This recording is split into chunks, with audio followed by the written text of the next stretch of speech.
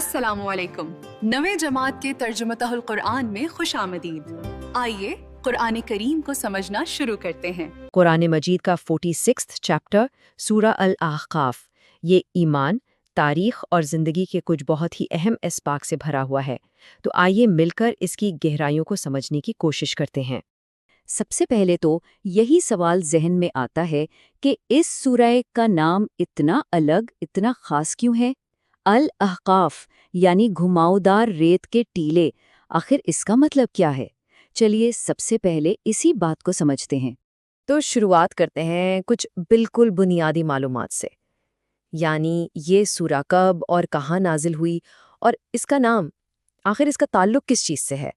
دیکھیے، اہل احقاف کا سیدھا سا مطلب ہے گھماؤدار ریت کے ٹیلے، اور یہ نام اصل میں قدیم قوم عاد کے وطن کی طرف اشارہ کرتا ہے، وہی قوم جس کا ذکر سورہ کی آیت نمبر 21 میں بھی ملتا ہے۔ تو دیکھا جائے یہ نام ہی ان کی پوری تاریخ اور انجام کی کہانی کا آغاز ہے۔ اور جب ہم اس سورہ کے تعارف کو دیکھتے ہیں تو شروع سے ہی اس کے اہم موضوعات جیسے ایمان اور آخرت بالکل صاف نظر آنے لگتے ہیں۔ اس کی شروع کی آیات سے ہی یہ بات واضح ہو جاتی ہے۔ کچھ اور اہم باتیں، یہ ایک مکی سورہ ہے جس میں 35 آیات ہیں، لیکن اس کی سب سے دلچسپ بات شاید اس کے نازل ہونے کا واقعہ ہے۔ یہ اس وقت نازل ہوئی جب جنات کے ایک گروہ نے نبی کریم صلی اللہ علیہ وسلم کو اس کی تلاوت کرتے ہوئے سنا اور فوراً ہی اسی وقت اس پر ایمان لے آئے۔ اچھا، تو اب آتے ہیں اس سورہ کے اصل پیغامات کی طرف۔ ایمان، سچائی اور آخرت، ان بنیادی چیزوں کے بارے میں یہ سورہ ہمیں کیا بتاتی ہے؟ یہ سورہ بالکل سیدھا ایمان کی بنیادوں پر زور دیتی ہے، مطلب یہ قرآن کی سچائی اور آخرت کی حقیقت کو بہت واضح انداز میں سامنے رکھتی ہے، خاص طور پر ان لوگوں کے شبہات دور کرتی ہے جو مرنے کے بعد کی زندگی پر سوال اٹھاتے ہیں۔ اور اس کی شروعات ہی شرک یعنی اللہ کے ساتھ کسی اور کو شریک ٹھہرانے کی سخت مخالفت سے ہوتی ہے۔ پیغام بالکل صاف اور دو ٹوک ہے، عبادت کے لائق صرف اور صرف اللہ ہے اور کوئی نہیں۔ اب آتے ہیں ایک ایسے موضوع پر جس کا تعلق ہم سب سے ہے، ہر دور میں ہر انسان سے، اور وہ ہے والدین کا مقام اور ان کے حقوق۔ اس سورہ میں خاص طور پر ماں کی قربانیوں کو اجاگر کیا گیا ہے۔ اللہ فرماتا ہے کہ ماں نے اپنے بچے کو تکلیف سے اٹھایا اور تکلیف سے جنم دیا۔ یہ آیت ایک بہت گہری یاد دہانی ہے کہ ماں کا احترام اور اس کی خدمت کتنی عظیم چیز ہے۔ پھر سورہ میں دو طرح کی اولاد کا ذکر کر کے ایک بالکل واضح مقابلہ دکھایا گیا ہے۔ ایک طرف ہے شکر گزار اولاد جو اپنے والدین کے لیے دعا کرتی ہے اور اس کے لیے عظیم اجر کا وعدہ ہے، اور دوسری طرف وہ ناشکر اولاد جو اپنے والدین کے ایمان کا مذاق اڑاتی ہے اور اس کے لیے ایک بہت برا انجام بتایا گیا ہے۔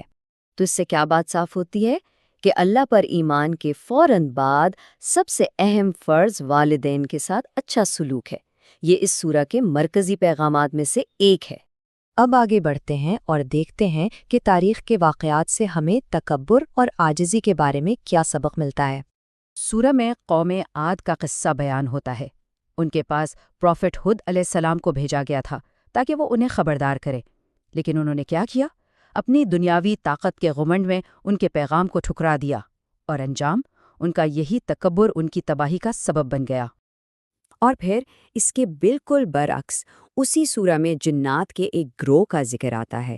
انہوں نے جب قرآن سنا تو تکبر کرنے کے بجائے فوراً عاجزی کے ساتھ ایمان قبول کر لیا اور نجات پائی۔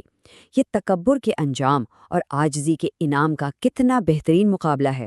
تو آئیے اب ان سب باتوں کو سمیٹتے ہیں اور دیکھتے ہیں کہ اس سورہ سے وہ کون سے عملی اسباق ہیں جنہیں ہم اپنی روزمرہ کی زندگی میں شامل کر سکتے ہیں۔